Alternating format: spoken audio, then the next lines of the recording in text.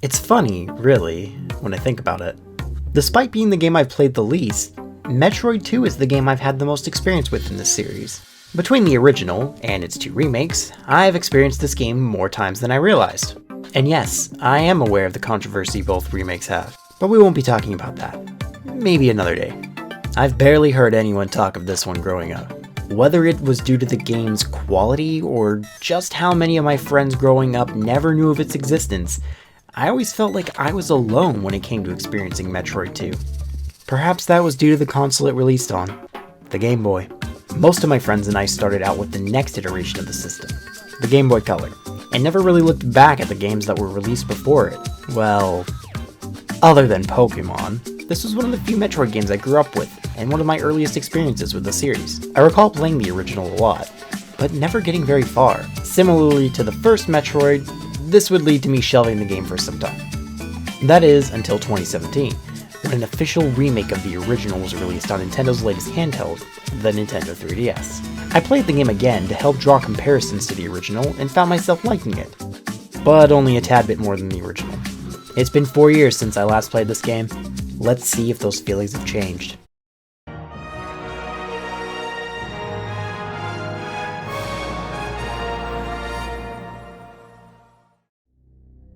After Samus destroyed Mother Brain and stopped the weaponization of the Metroids, the Galactic Federation sent a research ship to the Metroid homeworld, SR-388, to ensure the eradication of the alien race. They'd lost contact with the crew, sending a group of armed soldiers to track down the missing group. After losing contact again, the Federation called upon Samus Aran once more to head down to the surface of SR-388 and wipe out the Metroids once and for all, while also tracking down their missing soldiers. The instruction manual this time around has a slightly more detailed map, but it won't help much. It offers a rough translation of the plot I just read, and even has a diagram of Samus herself, sporting her new bulky shoulder pads that will become a defining feature of her suit. I love the use of this design for the series' promotional material from here on. The original design wasn't necessarily bad, but comparing this to this is night and day. It's no wonder this design would become the one they'd use for her appearance in Smash. But it's time to head down to the surface and wipe out the Metroids once and for all. Yeah, okay.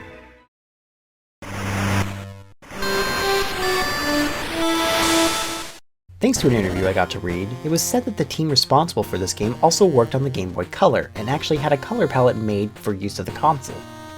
This is the version I'll be playing. Comparing this to the original and even the Super Boy attachment for the Super Nintendo, it's no contest. And what a great choice it is, as this game has more visual flair going for it. For a smaller screen, this works out in its favor. For a fast-paced game, these larger, more detailed sprites would never work, but thanks to the slower, more explorative pacing of Metroid, the visuals lend itself to the game wonderfully. Right off the bat, Samus is much better to control than her previous outing. Finally, Samus can shoot her blaster while crouching, as well as shoot directly below her. Her jump also feels more responsive, feeling more floaty, but easier to manage than before. Gone is her stiff ground movement for much tighter, smoother traversal. She even starts out with full health to boot, as well as 30 missiles and the Morph Ball, making for a more capable hunter to start off. The series would go on to start Samus back off at square one each time, but this feels like the appropriate amount of power-ups to get you started without compromising the beginning. Another appreciated addition are save points. It's as simple as standing in place, pressing start, and moving on.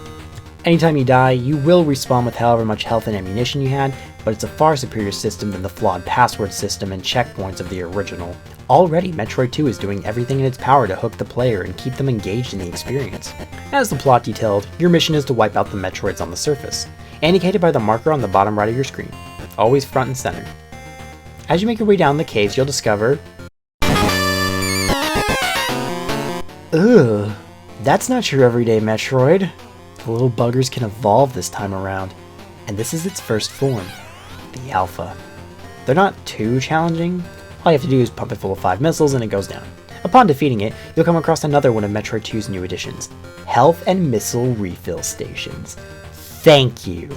Already establishing yet another improvement over the original. As you make your way back, you'll notice that the screen shakes. You return to a previous room to find that a previously inaccessible area, once blocked by lava, has now become available to you. This is how the progression system works. The original Metroid was a non-linear game that plunged you into the depths of Zebes. You were never told where to go, just what to do to reach the end. SR388, by comparison, is set up with linear corridors, constantly helping guide the player forward without getting off track too often. It's a controversial design change, but for a portable game, I think the design choice lends itself well to the progression. No longer do I feel lost and unsure of where to go, and no more is that apparent than the Metroid lava shells scattered everywhere. These helpful little indicators will point you in the direction of the nearest Metroid to take down. Your goal is to wipe out each Metroid in the area, causing the lava to lower so that you may move on to the next area. A simple system, but effective. Backing this wonderful first area is one of the most engaging themes the series has ever known.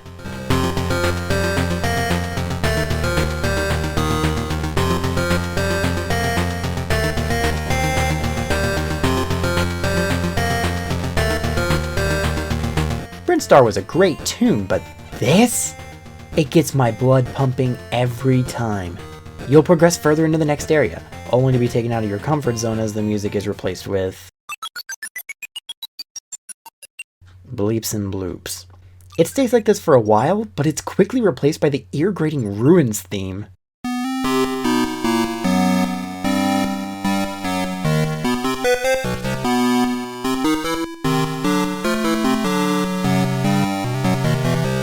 It got old real fast and started to take me out of the experience. And speaking of, let's talk about one of the new power-ups you acquire in the previous area, the Spider Ball.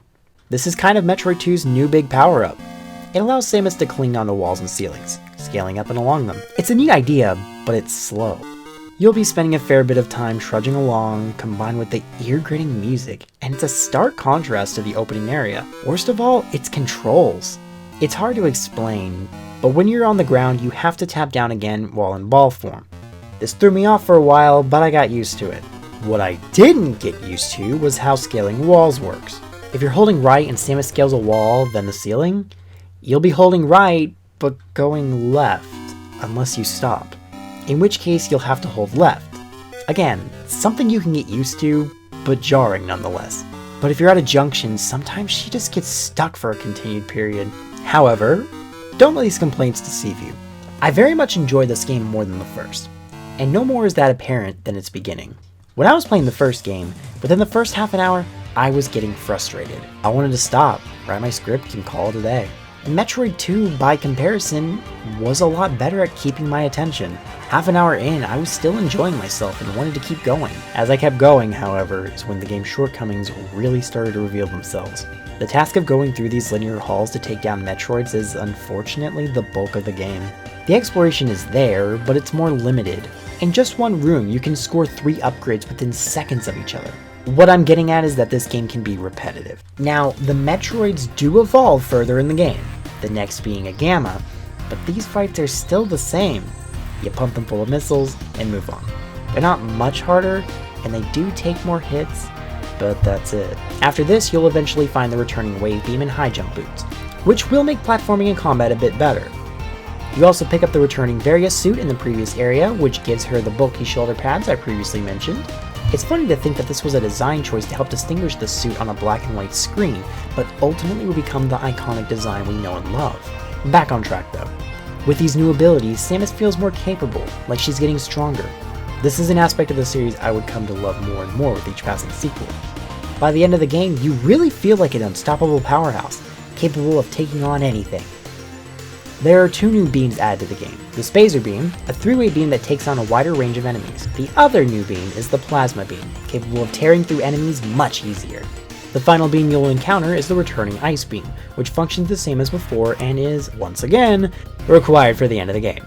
Beams once again do not stack, so you'll have to pick and choose carefully. New to this game are the Space Jump and Jump Ball. The Space Jump allows Samus to jump infinitely, but requires a tricky rhythm to keep her airborne. In its debut, it's not the best. The Jump Ball is a simple addition. It allows you to jump ball and morph ball. You actually get this one by defeating a boss fight with a creature called Arachnus, the only instance of this happening in the game and also the only non-Metroid boss fight. Definitely could have used more of these. The last power-up is the returning Screw Attack, functioning the same as before, allowing Samus to tear through enemies with her jump. Along the way picking up these power-ups, you'll come across the next evolution of the Metroids, the Zeta. They're a bit more challenging, as they actually do put up a fight and fly around more frequently. They actively go out of their way to close in on Samus and weigh her health down. This applies to the final form as well, the Omega Metroids.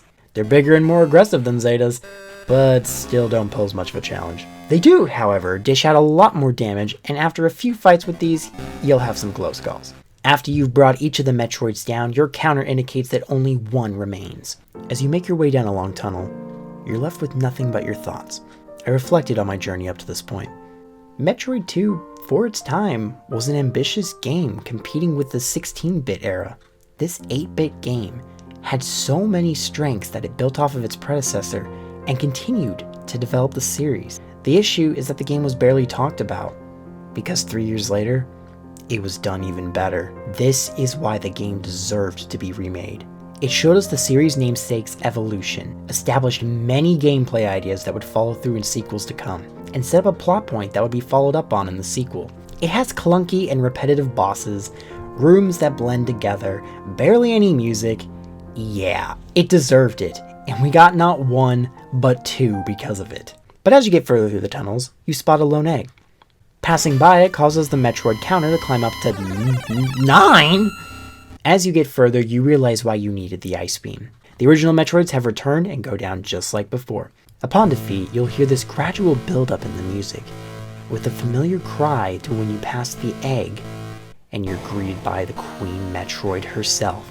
Easily the most engaging boss fight in the game. You pump her mouth full of missiles, morph ball down her throat, and plant bombs in her stomach until she goes down.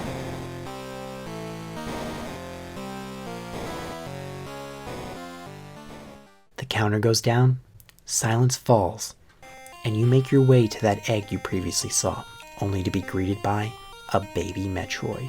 It immediately takes a liking to Samus, mistaking her for its mother. It follows you. There is no countdown. No bombastic music. No rushing. Only a single tune, accompanying you to make your escape with the hatchling in tow. That was Metroid II, a pivotal game in the series' history, and defining one for future sequels. A game that's only shortcomings are from the hardware it was developed for.